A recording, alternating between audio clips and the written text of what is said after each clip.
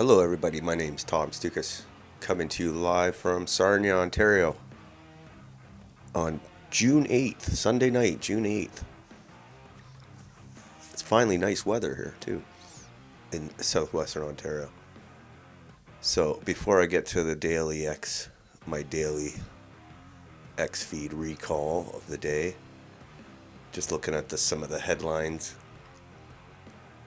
in the news. Canadian Prime Minister Mark Carney's getting prepared for the big G7 to be held in Alberta next week. Lots of big wigs coming. Trump, Modi from India, Zelensky, I believe, plus all the other G7 leaders. So should be an interesting mix of people. So that's next week. See, in Ontario, the fires have come to Ontario now. Before the fires that were predominantly in Alberta and Saskatchewan, Manitoba. Now Northern Ontario, I guess, has got fires. And it's not even started summer yet. So they're like sending the army out into Northern Ontario now to fight the fires. What's going on up there? Who knows? I didn't think it was that dry. And then Toronto, closer to home here.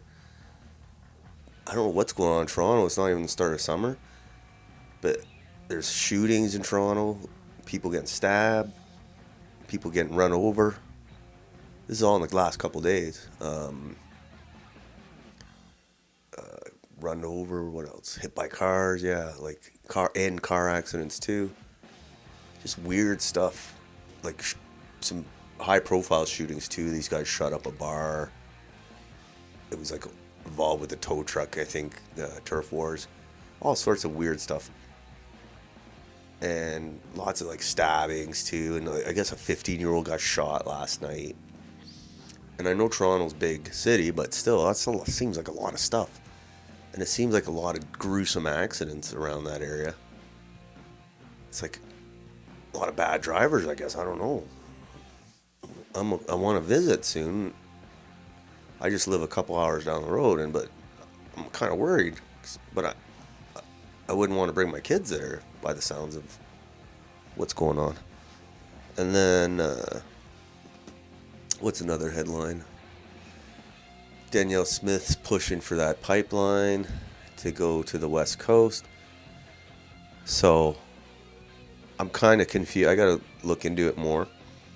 Like I believe the government bought a pipeline to build to the West Coast, but I don't know what they're obviously talking about. A different pipeline. I don't know. Maybe that I got to look into that. But she's looking for a pipeline deal with the BC premier, but he says he doesn't want a pipeline. So that's one of the latest on the nation building.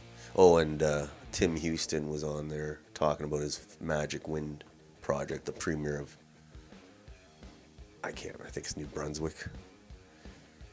8 to 10 billion for a wind project. Wind energy east. And then down south is in LA, Donald Trump is calling in the Marines, or at least the National Guard. I heard the Marines now. And it's pretty crazy in LA. Some of the scenes in LA, burning cars, riots, and just like anarchy, and a lot of Mexican flags, which I thought was weird. You know, like it's like that a lot of Americans will be looking at that like in other parts of the country and they'll be like, wow. And I was talking about this the other day, yesterday or so. It's like, is this just like gonna flare up against? So they're protesting against Donald Trump's immigration, deportation policy, and against the ICE, which is the immigration something. ICE, it's an acronym for immigration. So these guys swoop in and grab people, and there's a lot of people in LA to grab apparently. So like they're basically, it's almost open warfare, but the question is it going to be like petering? Will it peter out after a few days? Or will it spread to other parts of the country? I don't think it'll spread to other parts of the country, but I'm not American, so maybe they would know better. But I saw a guy was saying, American was commenting, there's like 4 million, 10% of the population's like illegal. That's 4 million people. So it's like, that's a lot of people. If you're not fighting, but if they all protest, that's a lot of people. So those are the kind of the headlines, I guess. So yeah, California National Guard arriving in LA amid protests over immigration raids. So yeah, it'll probably peter out. LA, they're a little crazy now in California.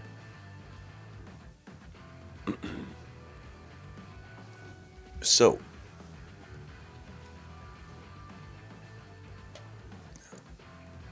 other than that, we'll go to I want to go see what we did today. Sunday. Just chilling out on Sunday.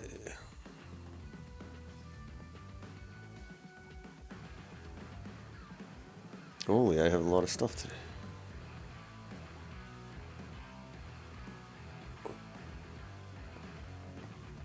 I didn't think I did that much today. Holy. Alright, let's go get to it. First post, I seen this crazy video here in BC. Now, if you've ever been on BC highways outside of Vancouver, it's crazy. I was in a Greyhound bus. I went from Vancouver to Toronto. And, hold on.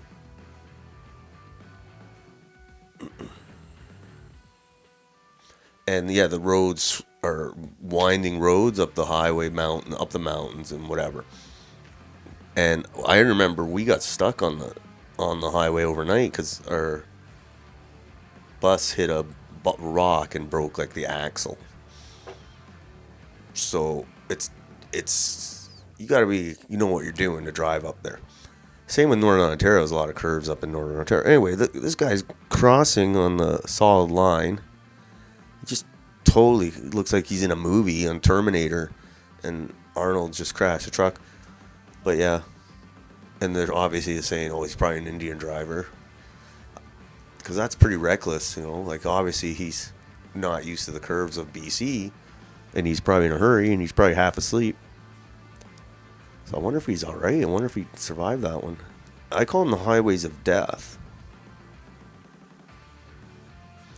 because there's so much. They seem more dangerous. I don't remember seeing all these accidents. You know, maybe it's because there's more cars. I don't think so. I think it's because the profession has gone to shit, especially in Ontario. When I go to London, Ontario, I don't. Instead of taking the 400 series highway, I go on the back road because I don't trust these truckers anymore.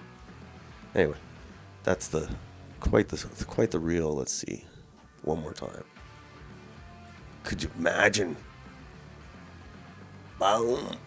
The guy driving must have been shitting himself. Probably thought, I'm gonna die. He could have killed, like, could have been a whole family coming the other way. He could have wiped them out. He's lucky he didn't kill 20 other people. Here's the next post. This is the thing. I never understood why real estate is such a big part of the Canadian economy. Real estate in a lot of countries is just a place to live, place to hand over to your kids. I know in European countries and even Asian countries, houses have been in the family for generations. So now it's like in Canada, it's like a commodity, or like a lot of speculation on real estate in Canada, and a lot of bubbles and all that. So I don't know how it got to be such a problem. Like, real estate should be a house. Like, it should be your investment. It should be your homestead, you know. Instead, they're treating it like some kind of just tradable good. So I thought this chart was interesting. Real estate share of the economy. It's huge. Like, BC, 20% almost. Ontario, almost 15%. So, like, that's a lot. And it's mass immigration fueled population growth Ponzi scheme. It is, yes. I agree. It's going to be hard to unwind it, too. Very hard. And, people made money. Real estate agents made money. Everybody made money. The banks, the mortgage brokers, the construction. Everybody made money until someone's going to be left holding the bag eventually. I like this meme here. Fat Doug Ford. Folks, my work is done. I bought another election with rebate checks. Gave myself an $80,000 annual raise and crammed through Bill 5, giving me dictator powers. Now off to Muskoka, Mar-a-Lago for 4-month vacation. Thanks, Ontario suckers. He'll probably do this Trump complex thing where he'll set up shop at the cottage and get photo ops of people visiting him there. I could see him doing it just to show he's got his own Mar-a-Lago. I could see it. He already invited people, the premiers, up to the cottage. Oh, God.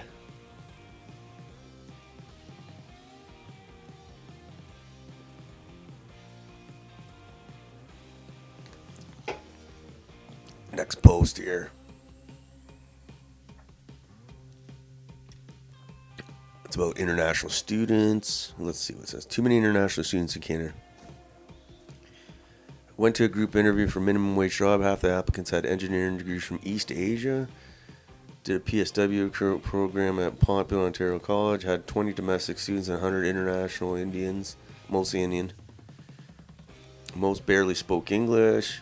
Placement was held because old people could not understand. That'd be funny. Old people couldn't understand them. Also, we were held to being early as rights. Okay, half the time they would show up an hour late to labs or not being scrubs. Most were very open about not wanting to be PSWs, but just wanting permanent residence. So it made being paired with them for group work hell, because they didn't care about marks. So, yeah, I knew this like when Lambton College, our hometown college, was doing this international student blitz. They lied. They said it was people were going to come here to learn from our renowned institutions, and then they're going to go to back home and fix their countries. And no, the reason was always to get permanent residence. So they destroyed their reputations as respected institutions. They could have been respected institutions, lots of technological, lots of stuff that they could have partnered with the industry to get Canadians trained for and get good paying jobs. Instead, they wanted to milk the international students for extra fees, and the international students expect the PR in exchange for the exorbitant fees. Not to mention all the housing costs that the college has brought on local communities. So they destroyed their reputation. As far as I'm concerned, it could take years to repair it, and you need a whole new crew in there. And this happened under Doug Ford too, and the Liberals, but under Doug Ford for 7 years. They all knew what was going on. They were just immigration mills, these colleges. Next post. Canada elected the guy who invented the concept of net zero to be prime minister. How do you think that will turn out in one of the coldest, largest, and most sparsely populated countries in the world? He also wants to bring 100 million people here. Yes. It's crazy. It's not going to work. It might work for the elites who are in their nice condos or mansions but the rest of us, it won't work. The rest of the peasants. All right, and next post on the international frontier. I'm a little concerned about this statement here when he's talking about Iran, Donald Trump. And you wonder, like, is he under Israeli? Is he being controlled basically to to attack Iran for Israel's benefit. And at first you're wondering, oh, he sounds like there's no way he wants to attack Iran. He wants to do peace. He wants to negotiate and all this, whatever. But the way he's been talking, like we argue it's like he's just saying that so he can say he tried, and when he starts bombing them, he'll say, well, we tried negotiating, so. Or he's genuinely trying to negotiate. But after he said this, he's saying that they can't have enrichment of uranium.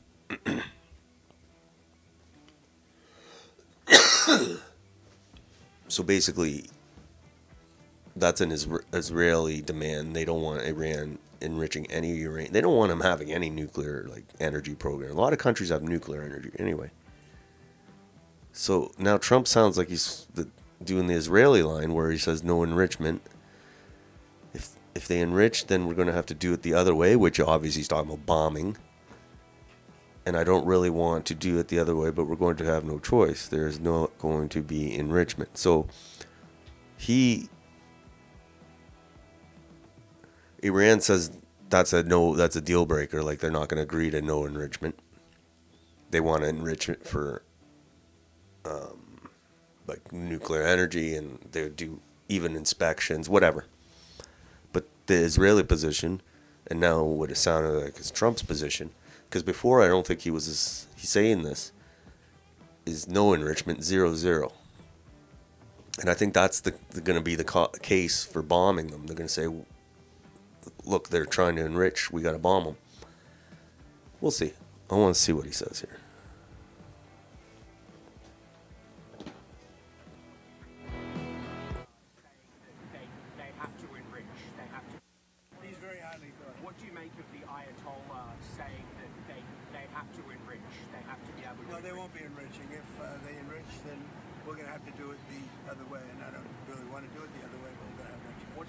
There's not going to be enrichment. Have you gotten to meet Jake? All right. So you never know with Trump when he talks. He could be just like it's his bullshitting negotiating tactics, and or he could be serious. So that's the thing about Trump. You never know. So hopefully, I feel it sounds like another Israel war for Israel's brewing after the Iraq war, after Syria, after Libya. This time Americans should refuse to die for these warmongers. Yes. I think there's going to be it's not going to be like 20 years ago when they went against Iraq, a war which Benjamin Netanyahu went to Washington to push for. I don't think people are going to be as, before it was because of 9/11 and all that, they were it was like Nazi shit. People were afraid to oppose the war. And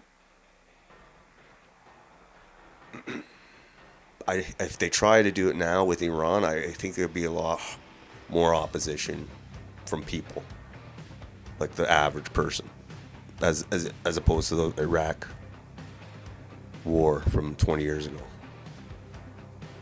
Okay, here's our latest on our new safety minister. This guy is born and raised in Sri Lanka.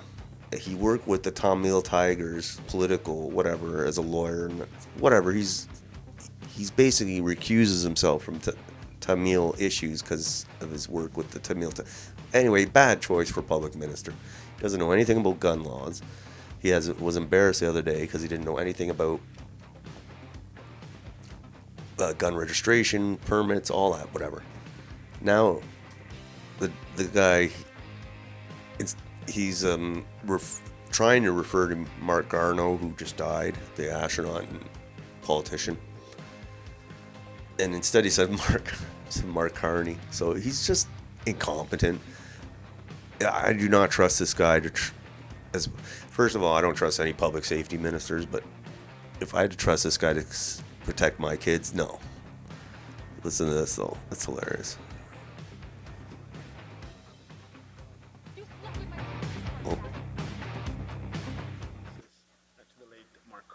Someone, my deepest condolences to the late Mark Carney. And someone, Mark Carney. That was funny. So he's a little incompetent, but he was like the justice minister, and now he's the public safety. Like, who is this guy? Is the Tamil vote that important? Next, another foreign-born cabinet minister. Canada has a really bad habit of putting tons of foreign-born people in the cabinet. It's like, it would be like the U.S. having Donald Trump cabinet, like foreigners around them. They would never allow it, okay? But we allow it here.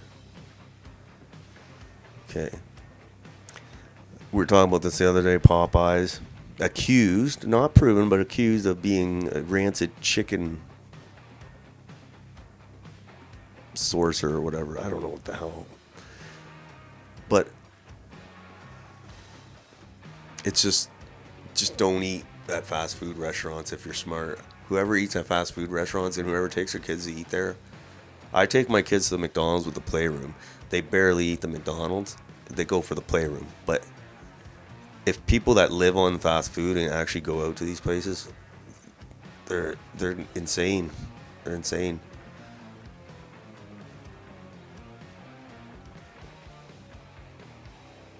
Who knows what's going on there? Next post.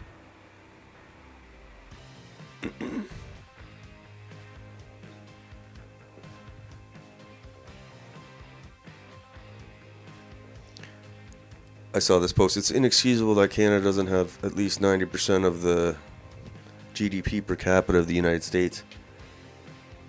U.S. GDP per capita is approaching 90,000. In Canada, it's 65. It's a big gap. Yes, we do feel a lot poorer here. I'm not get into the economist stuff, but definitely they haven't done a good job with the economy. Maybe for them things are great, but for the average peasant, it's pretty. It's been pretty bad. Next post. This praying stuff, is so annoying. This is Dundas Square. This is Dundas Square in Toronto. I'm not going to call it St. Cova, whatever the hell it's called. And I hate when they do this because it's like, how would you like it if a bunch of... It's ridiculous. How would you like it if a bunch of... what are those people called? Jehovah's Witnesses. 1,000 of them were in the square there doing their thing. It's... You know whose fault this stuff is? It's the politicians, the mayor, the police, and the premier, and the prime minister, all of them. Because they got to stop that at the start. When the Muslim community is here, and it's in the numbers that they are, you have to say, look, none of this public stuff. This is like the protest stuff. It's just theater. You have a mosque if you want to go pray, just like people can go pray at their church. And I blame the leaders for allowing this, and now it's like a normal occurrence, not just in Canada, but in other cities and other countries. And it's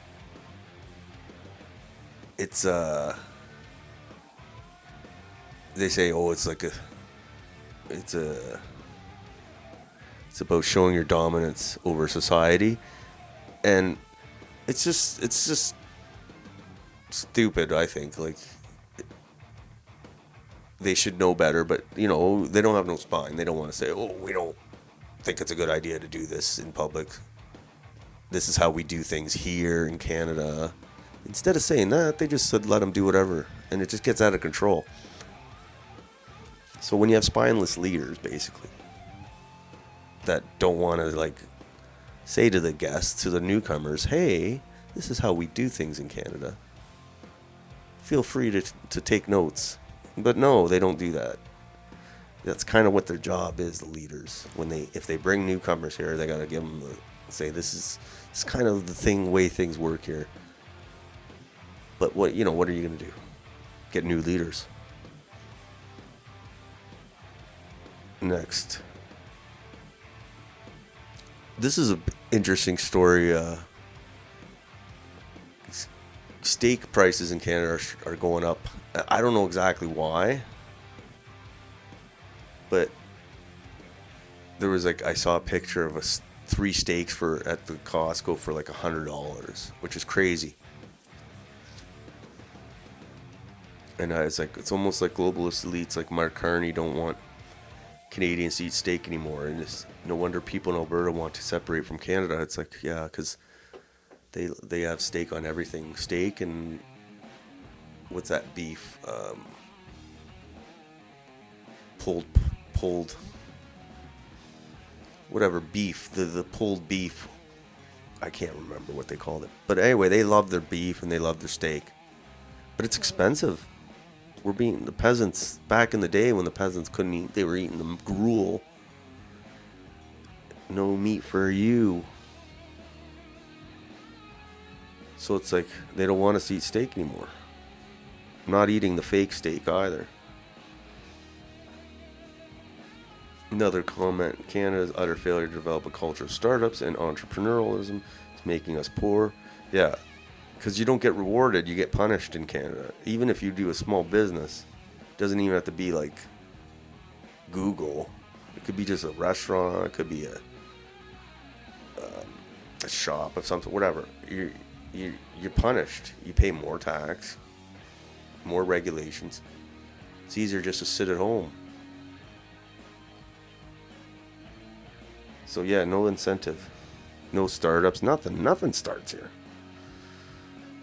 Next post. So, Roman Baber, he's talking about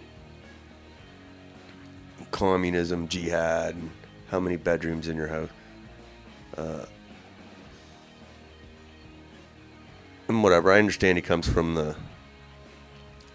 he's from Russia or whatever, but I had to highlight him because he's a foreign-born MP, and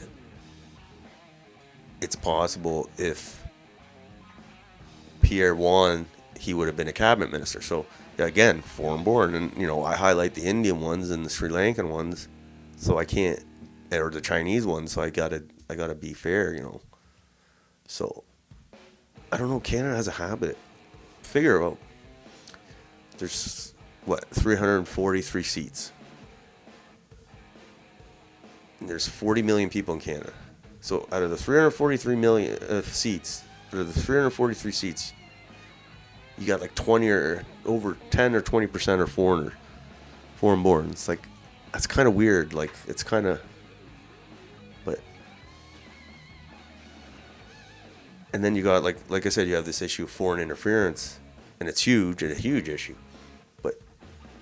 Nobody cares. It's like, you can't say that because it's rude. All right. Here's LA. And I said LA is crazy. The question is, will it be an isolated event or will these anti-deportations riots spread? Okay, so remember when Rodney King thing happened? And the LA riots, because LA gets riots every 10 years. Every 10 years there's a riot. And most of the time it's confined to LA. Sometimes there's riots in other parts of the country, but most of the time it's LA. But sometimes in other cases, like when George Floyd thing happened, it started in Minnesota, but it spread everywhere. It was quite the movement. And whether it was designed to take down Trump or not, whatever. But the fact is, it was spread away from throughout where Minnesota and surrounding area.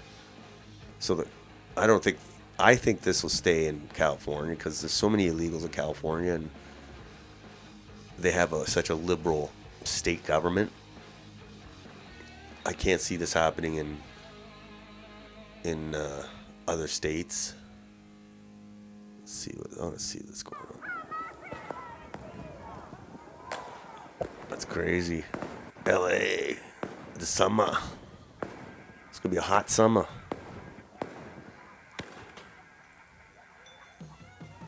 He's calling in, like, the latest headlines. He's calling in like more He's calling in the National Guard. I think these guys are just regular police riot guys.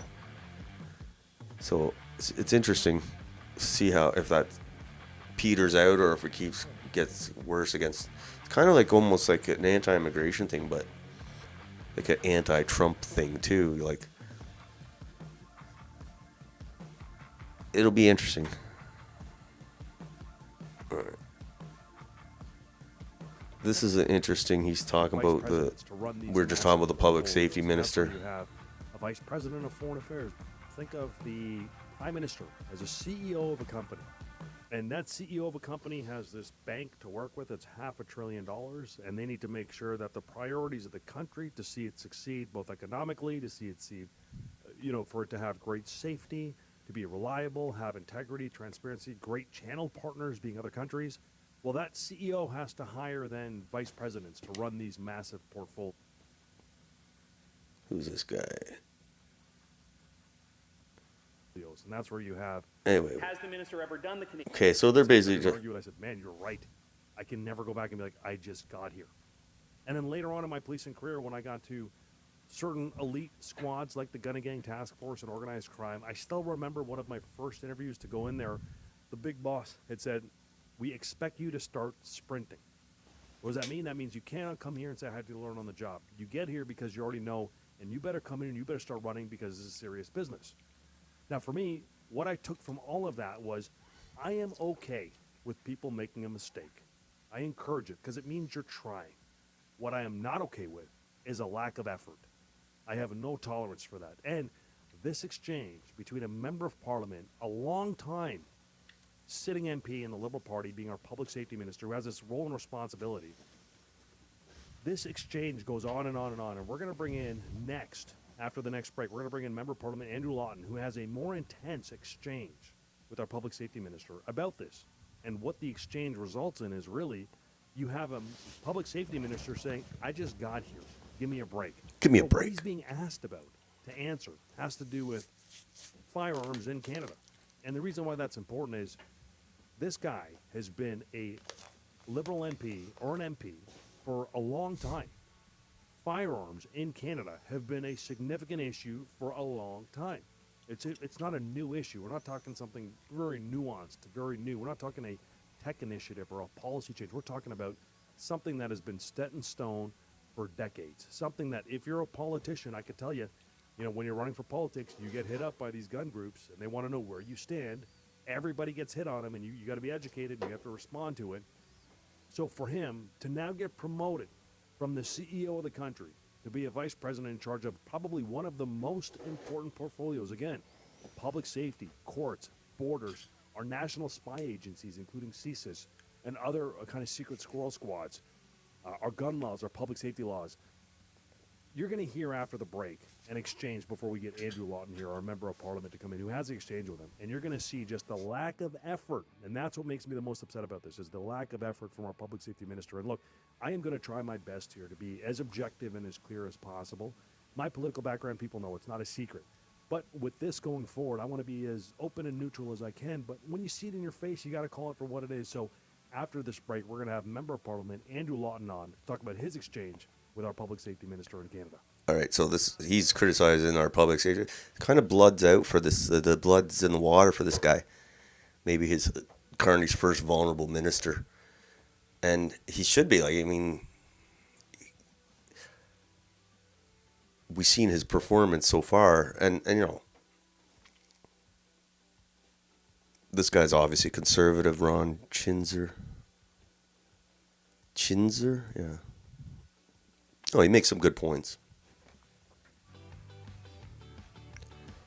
And this meme, this kind of mirrored what I was saying yesterday. How we got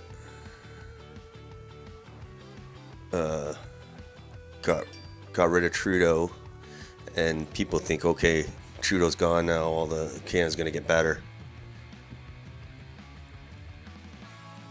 But no, Carney's going to come. He's the closer. He's going to come make sure everything gets totally implemented. So I like this meme. It's like You think Canada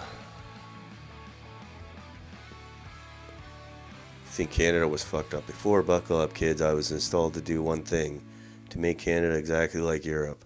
Oh yeah, he loves Europe. So yeah, it's gonna be interesting. Seems accurate.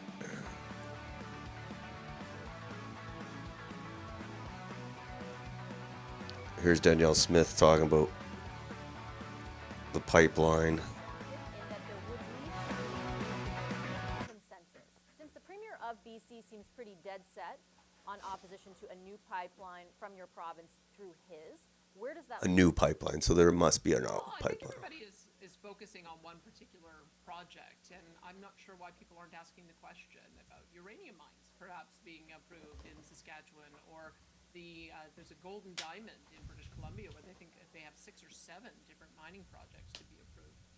In Manitoba, they've just approved a gold mine for the first time in 15 years. So mining in itself is making a resurgence. I'm very glad to see that. I'm rooting for all of my provincial neighbors. I want to do everything I can to support them, and I think that that's the spirit that will prevail.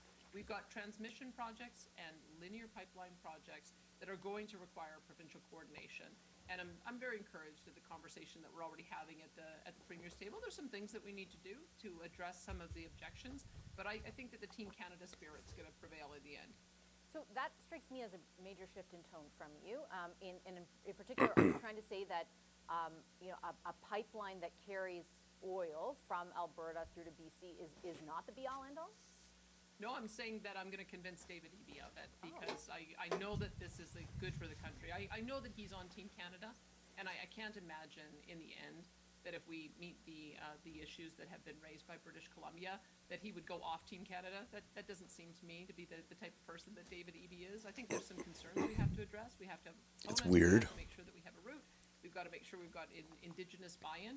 But in the end, I mean, we did get 2 pipelines built to the coast. We got the Trans Mountain pipeline built. We got the Coastal GasLink built. That was under a more hostile. So 2 federal government. pipelines. I think that it's because we addressed the objections, and that's our job. We're going to make sure that we address the objections, and we're going to get it built. So she wants another. They have 2 pipelines, but she wants another one, which because that gives them more capacity to sell more oil. So makes sense. Okay, I don't know if that's going to happen. David Eby, he looks like a commie. I don't think he wants a pipeline.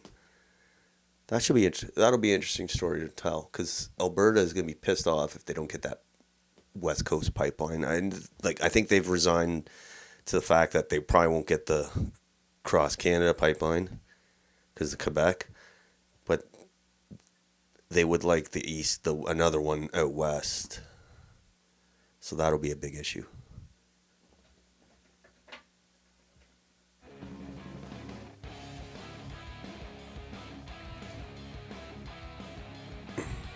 I saw this story today. Torontonians spend more on housing than nearly every city worldwide, study claims. Here's what experts say needs to change. Yeah, I read this article, and it's basically 3 culprits behind Toronto's crisis. It's high fees, restrictive planning rules, and relentless demand. The latter driven in part by immigration. Last year alone, nearly 300,000 newcomers arrived in the region, fueling further housing. 300,000 newcomers in the GTA. That's crazy. So it's not regulations, it's not planning or fees. It's 300,000 people coming in 1 year. Like, that's crazy. So the reason there's a housing crisis is because the floodgates are open. They want to bring 100 million people here, obviously. And we're in big trouble, because either you totally stop this flow, but it keeps going. You're talking 3 million a year, or the housing. Now the politicians, they say, "Oh, we'll build more housing, we'll build faster." That's their pitch to the voters. Even Pierre, the Conservatives. But they're like, "Oh, we're going to build these thousands of homes." That's their response. The response isn't cut immigration or stop it, freeze it, and deport. their solution is build a bunch of houses and keep bringing them in. So, yeah, most housing in the world. Next post. Another problem, we're talking about immigration, is this Pakistani bullshit. Sorry, I don't even know who these people are. But they come, they're from India, from Punjab, I don't even know. It's a big country, but they want their own country, but they're here, and they're crazy. They bombed an airplane, and they walk around like crazy people. And we let them in.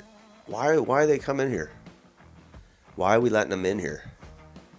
And I guess so Modi, the Prime Minister Modi is from India, is coming here next week to attend the G7 summit at Mark Carney's invitation. And the Sikhs in Canada are pissed off because they hate Modi. He's a Hindu and they don't like, he's a Hindu nationalist, whatever. The question is, why do we care? Like, why is this even an issue for us? Because we're dummies and we let millions of these guys in here. And now they're saying they're going to kill the guy.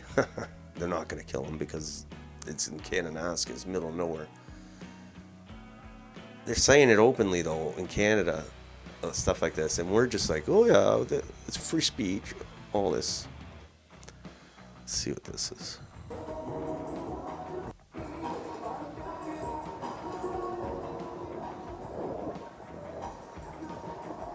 Look at this. It's like India here.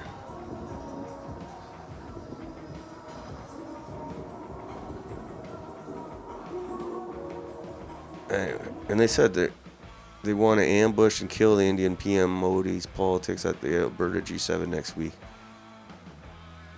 Anyway, it's ridiculous. Such a joke. We're the dummies for letting it happen.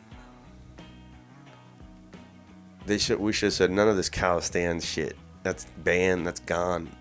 If you try to come here, or just don't come. Pierre, mind you, Pierre wanted to do a direct flight from Amritsar, where these guys come from, to here. Remember that.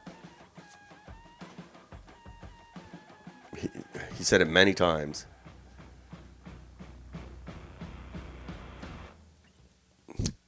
Here's Mark Carney still, his Muslim comments still echoing. We're getting reaction. He basically said Muslim values are Canadian values, which kind of makes no sense. Randy Hillier had a good comment. It wasn't long ago that I and other elected representatives would attend D-Day parades on June 6th. Now our political leaders celebrate Eid on June 6th. In Canada, we call this progress and inclusive when we reject our own history and celebrate foreign cultural events. Yes, it's crazy. And, you know, under Trudeau, under Carney, same thing. The only thing is Carney doesn't have funny socks.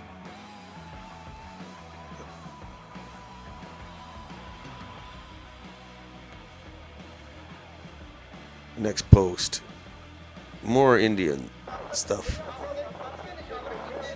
So this independent journalist follows these guys and covers them, and he always gets threatened by the Mocha Bezirgan. Why is this going allowed in Canada?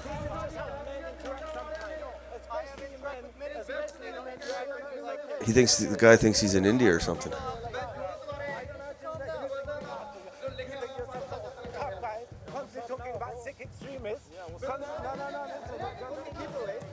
The poor guy. He's gonna get beat up. But the point is, it's like, why are we even letting these guys in the first place? It makes no sense. Like, what are they adding to Canada besides carrying around swords and shooting off AK-47s? Next. This trend continues that we saw in the last week, and it's only getting hotter. The women are dressing like a little more scantily, so the Indian guys can't control themselves. I don't know. Or we're just bringing in way too many single Indian guys. So St. Catharines, Ontario, not Toronto, St. Catharines. St. Catharines Park, sexual assault investigation. Sartaj Singh.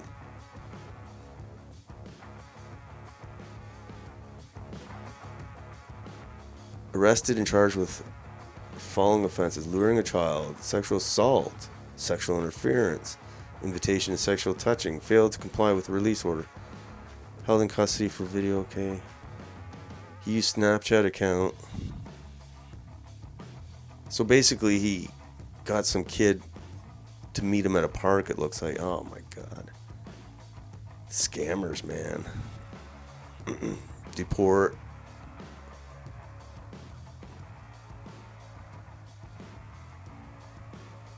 Oh, this clown. He got fired from CNN. He's just going to lecture people on... He's going to lecture Rogan. Chris Cuomo got fired from CNN. He was wrong on everything about COVID. His brother had to resign because he was a pervert as governor of New York. And now he's telling people that Joe Rogan is heading down. Going for... Big prediction is that Rogan's success is admirable. I do not believe he'll be where he was 3 months ago, a year from today. There are too many talented people entering that space now who want his real estate, and they're going to be better at what he does than he is. Oh, whatever. So I think that Yeah, but you know, I got to be honest. He's going to see attrition. That's not the first time someone said that about Joe. He does surpass expectations. Like, people wrote his obituary many, many times, and it's just never come true. Oh, listen, I don't necessarily want it to come true because I don't find him offensive or anything. I see him as innocuous, but he's getting criticism. He never got criticism before. The media is taking him seriously. Well for him. My big prediction. Yeah, so this guy's... Shouldn't be... I don't even know how this guy's still... Why even people talk to this guy. During COVID, he was like attacking people who weren't vaccinated. Just a horrible person. And his brother's horrible too. Here's the G7 Modi. Another thing. See, you know Canada's screwed up when India is the topic of discussion of the G7. India instead of Canadian policies and stuff that's going to benefit Canada. Like, literally, all we've heard about is Modi's visit to the G7. And they're not even in the G7. India is not even in the G7. Listen, so... This guy goes on CTV. Bhai Moninder Singh from the Sikh Federation of Canada says inviting Modi to G7 is outrageous days before the anniversary of the assassination of Hardeep Singh Nijjar.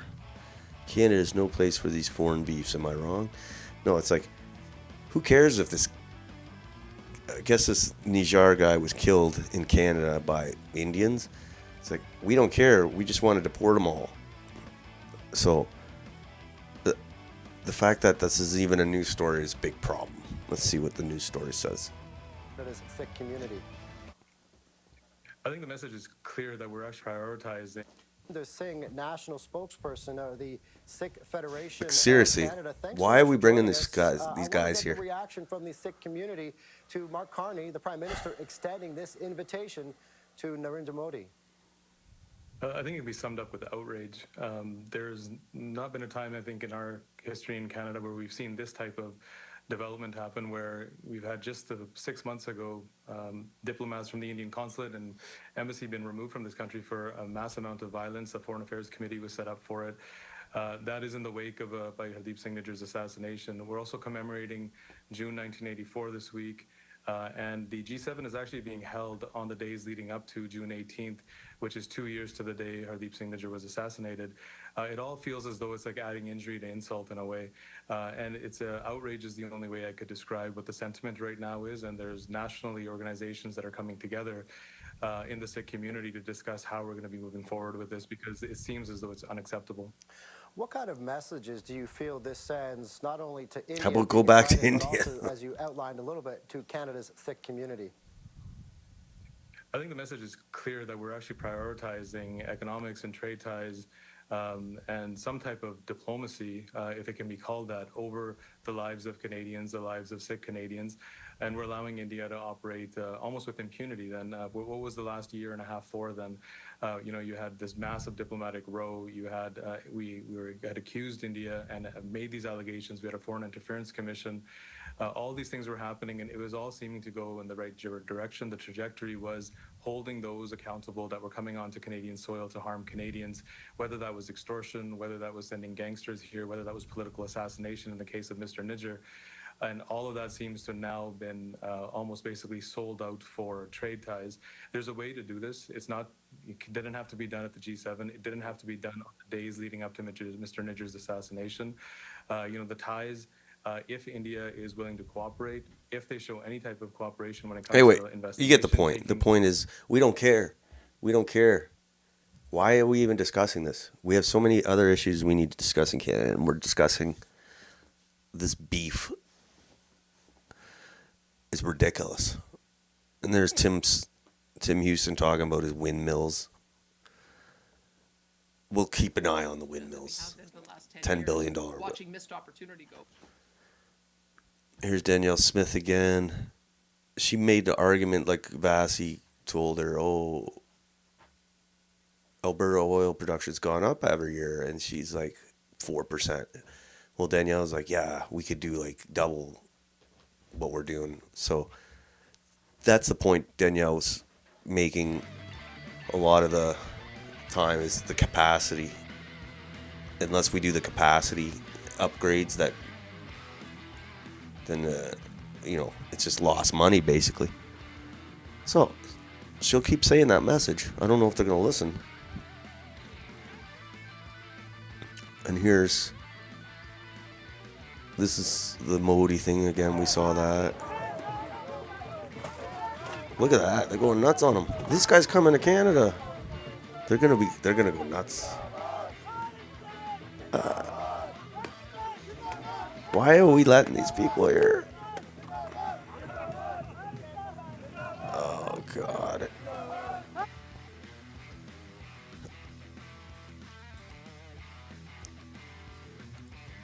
And then here's some more. We're going to cut it short here.